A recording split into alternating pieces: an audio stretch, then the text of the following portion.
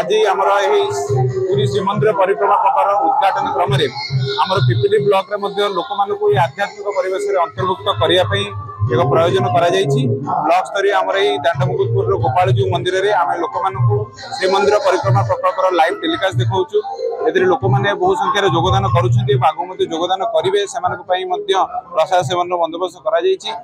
छड़ा आमर पिपिली ब्लॉक जो 25 टी पंचायत अच्छी प्रति पंचायत स्तरीय विभिन्न मंदिर में ये लाइव टेलीकास्ट देखापी तार बंदोबस्त कर जद्वारा कि पंचायत स्तरीय लोक मैंने न आसी दरकार पड़े घर पाखे देखिपारे से प्रसाद सेवन बंदोबस्त कर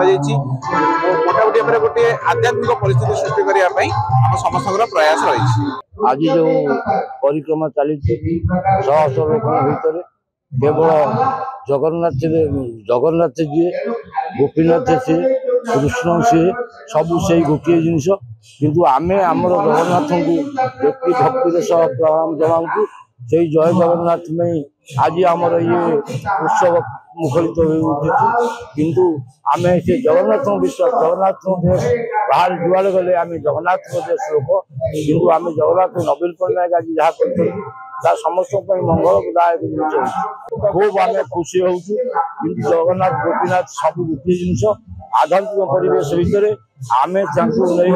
दुनिया सब जगह आज उत्तीर्ण हो चलती जय जगन्नाथ जय जगन्नाथ। बर्तमान भी लोकार्पण हो आज